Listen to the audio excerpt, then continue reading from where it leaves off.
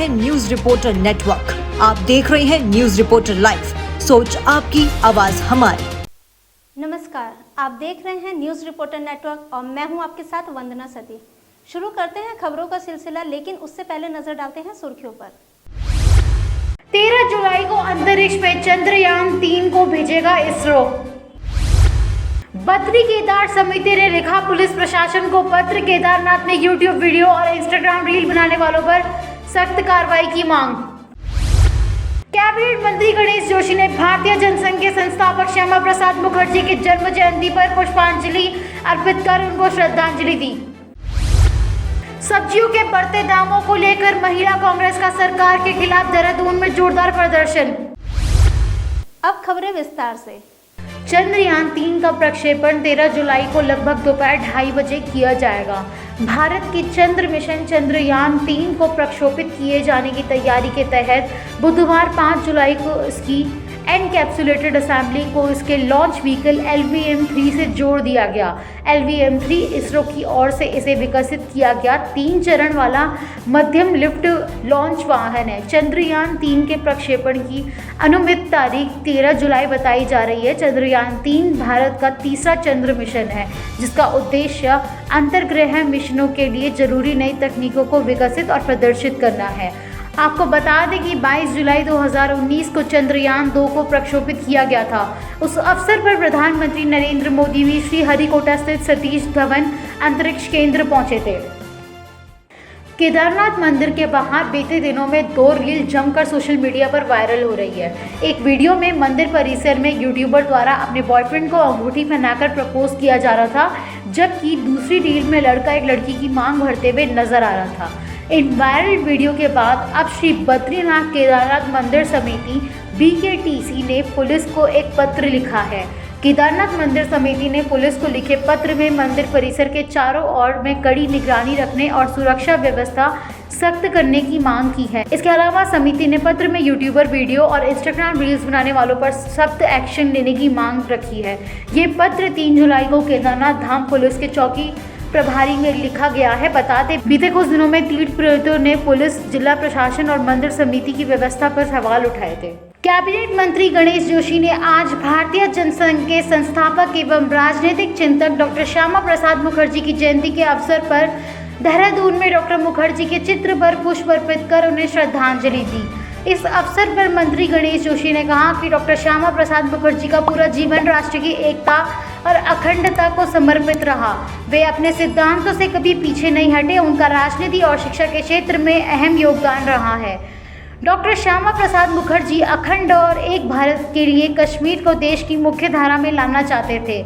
मंत्री ने कहा, उनके पद चिन्हों पर चलते हुए केंद्र सरकार ने जम्मू कश्मीर से धारा 370 हटाकर एक देश एक निशान एक विधान के सिद्धांत को साकार किया है।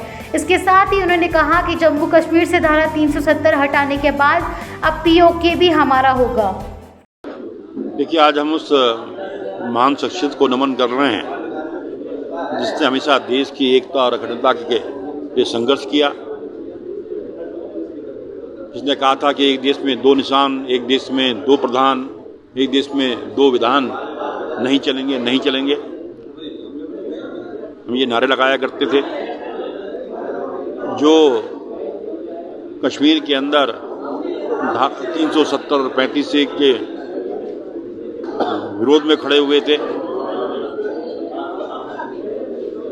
जो एक बहुत संपन्न परिवार से थे और बैरिस्टर की डिग्री लेकर इंग्लैंड से भारत आए। वो चाहते थे तो बैरिस्टर के पद पर काम कर सकते थे। 33 वर्ष की आयु में कलकत्ता विश्वविद्यालय के कुलपति बन गए थे, लेकिन उन्होंने वो सब त्याग कर राष्ट्र सेवा, समाज सेवा को चुना। उन्होंने बंगाल के विभाजन को रोका। मुस्लिम लीग वहाँ विभाजन कराना चाहती थी।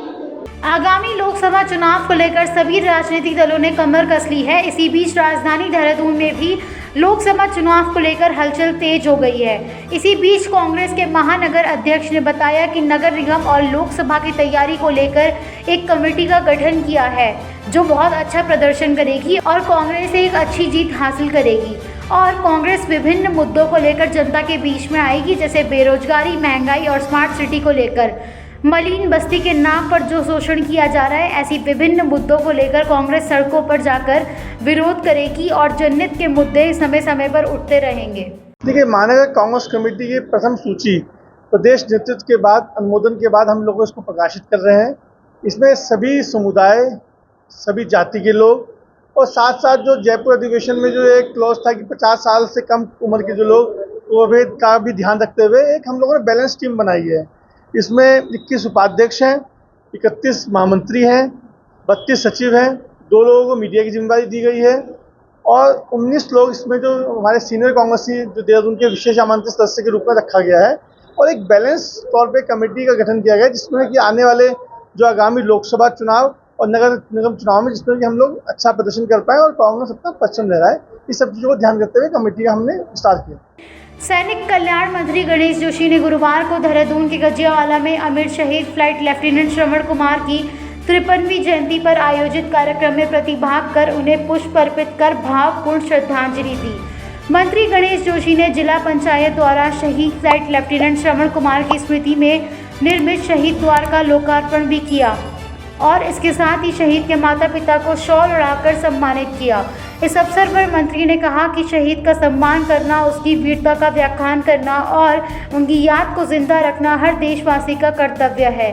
सैनिकों की याद में देहरादून के गुलियानी गांव में भव्य सैन्य धाम का निर्माण किया जा रहा है, जिसका कार्य 50% से अधिक हो चुका है। इसके साथ ही उन्होंने कहा कि वीरता चक्र श्रृंखला से अलंकृत सैनिकों और वीर नारियों को उत्तराखंड परिवहन निगम के बसों में निःशुल्क यात्रा सुविधा प्रदान की जाएगी। लेफ्टिनेंट श्रवण कुमार की स्मृति में निर्मित शहीद द्वार के लोकार्पण के शुभ अवसर पर यहाँ पर हम एक मोदी जी की प्रेरणा से तो देश के प्रधानमंत्री नरेंद्र मोदी जी उत्तराखंड आए थे, उन्होंने कहा ये वीरों की भूमि है, राष्ट्रभक्तों की भूमि है। उत्तराखंड महिला कांग्रेस के महिला मोर्चा की अध्यक्ष ज्योति रौतेला के नेतृत्व में देश में बढ़ रही महंगाई के खिलाफ जोरदार प्रदर्शन किया। उत्तराखंड कांग्रेस महिला मोर्चा की अध्यक्ष ज्योति रौतेला का कहना है कि जब भाजपा सरकार शासन में आई थी तो बढ़ती महंगाई के नाम पर जीत हासिल की थी, जबकि मात्र 10 सालों में भाजपा सरकार के शासन में महंगाई लगभग दोगुनी हो चुकी है।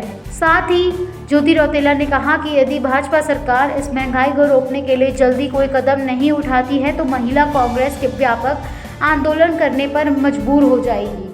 अच्छा, 10 दिन में राइट भी कमाएंगे। देखिए, ये ना सरकार हमेशा कुछ ना कुछ बोलती है, तो किसान के लिए आप बोल रहे हैं कि बरसात का मौसम है, तो गैस के सिलेंडर क्यों बढ़े, पेट्रोल डीजल के दाम क्यों बढ़े, राशन का दाम, दाल का, तेल का दाम क्यों बढ़ा हुआ है? क्या हर चीज से बरसात के मौसम का रेलिवेंस है? तो ये सरकार है, ये हमेशा बातें करती है क्योंकि इनके पास मुद्दों में बात करने के लिए कोई सॉल्यूशन नहीं या बात नहीं करना चाहते। ये लोगों को लड़वाने का काम जरूर करते हैं, लेकिन जहां जनता के मुद्दे हैं, महंगाई है, बेरोजगारी है, इसमें ये सरकार बात करने को तैयार नहीं हो।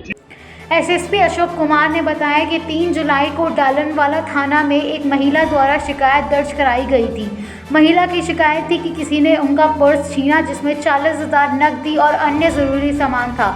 मामले की गंभीरता को ध्यान में रखते हुए पुलिस ने तत्कालीन तलाश की और उन्हें सूचना प्राप्ति हुई कि 5 जुलाई की रात को दिलाराम से आगे न्यू कैंट रोड पर एक स्कूटी में युवती के बताए गए हुलिये से मिलता जुलता शख्स नजर आया है।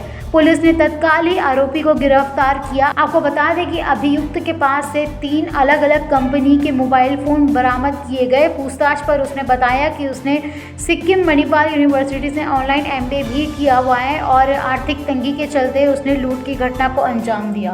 डालनवाला थाना क्षेत्र के अंतर्गत जो यहाँ पर जसवंत जो मॉडर्न स्कूल है, उसके आसपास एक पर्स छीनने की घटना हुई थी, पर्स लूटने की घटना हुई थी। उसका भी अनावरण कर लिया गया है। उसमें जो अभियुक्त है उसकी अरेस्टिंग हो गई है। उसमें जो आपका जो स्कूटी बरामद जो इस्तेमाल किया गया था वो बरामद हो गया है। उसमें 40,000 गया था, 40,000 के अगेंस्ट 35,000 रुपया जो है वो बरामद कर लिया गया है। जो अन्य सामान थे वो भी बरामद कर लिया गया है। अब बात करते हैं खेल जगत की खबरों की। इंग्लैंड और ऑस्ट्रेलिया के बीच में हेडिंग्ले के मैदान पर 6 जुलाई से एशिया सीरीज 2023 का तीसरा टेस्ट मैच खेला जाएगा। लॉर्ड्स टेस्ट में हुए जॉन बेरिस्टो के रन आउट विवाद के बाद दोनों टीम के बीच में जमकर जुबानी जंग देखने को मिली है। अब मैदान पर इसका असर साफ तौर पर देखने को मिल सकता है। ऑस्ट्रेलिया ने इस सीरीज के शुरुआती 2 टेस्ट मैचों में जीत हासिल करने के साथ ही सीरीज में 2-0 की बढ़त ले रखी है। भारतीय टीम को वेस्टइंडीज के खिलाफ 12 जुलाई से 2 मैचों की टेस्ट सीरीज का पहला मुकाबला खेलना है। टीम इंडिया अपने विंडीज दौरे पर तैयारी के लिए 10 दिन पहले ही वहां पहुंच गई थी। 2 दिनों के आराम के बाद खिलाड़ियों ने नेट्स पर ट्रेनिंग करना शुरू किया। इस टेस्ट सीरीज के लिए टीम इंडिया में कुछ नए खिलाड़ियों की एंट्री भी देखने को मिली है, जिसमें यशस्वी जायसवाल का नाम प्रमुख तौर पर शामिल है। यशस्वी जायसवाल के टीम इंडिया से टेस्ट फॉर्मेट में डेब्यू की पूरी उम्मीद जताई जा रही है। ऐसे में वह खुद को भी पूरी तरीके से तैयार रखना चाहते हैं। अब टीम इंडिया के एक प्रैक्टिस सेशन के वीडियो में यशस्वी नेट्स में बल्लेबाजी करने के बाद विराट कोहली से अपनी बैटिंग को लेकर लंबी चर्चा करते हुए दिखाई दिए। एक नज़र बॉलीवुड की दुनिया पर। Bollywood actress Sushmita Sen social media पर काफ़ी एक्टिव रहती हैं। वह आए दिन अपनी फैमिली के साथ टाइम स्पेंड करते हुए वीडियो और फोटो शेयर करती है। सुष्मिता 2 बेटियों की मां है और उन्होंने दोनों ही बेटियों की परवरिश बहुत अच्छी की है। बड़ी बेटी विनय बॉलीवुड में कदम रख चुकी है और अलीशा भी अपनी पढ़ाई पूरी कर रही है। छोटी सी अलीशा अब बड़ी हो गई है और वह पढ़ाई करने के लिए विदेश जा रही है। सुष्मिता ने अलीशा के साथ एक वीडियो शेयर किया है जिसमें दोनों पेरिस में एंजॉय करती नजर आ रही हैं।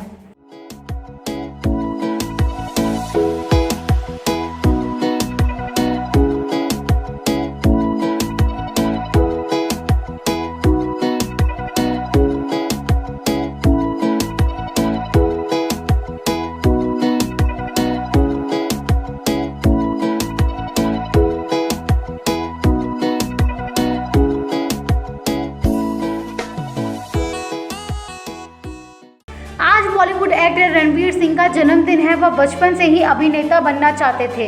यही वजह रही कि स्कूल में होने वाले हर प्ले में वह शरीक होते थे। अपने जुनून को लेकर वह इतने ज़्यादा गंभीर थे कि जब AHR कॉलेज से कॉमर्स की पढ़ाई कर रहे थे तब भी लगातार ऑडिशन देते थे।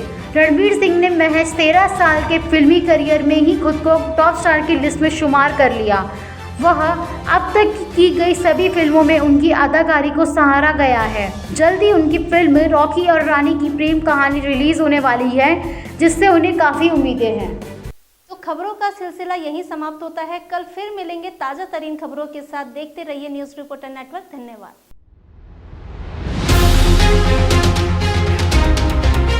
ये है न्यूज़ रिपोर्टर नेटवर्क। आप देख रहे हैं न्यूज़ रिपोर्टर लाइव। सोच आपकी, आवाज हमारी।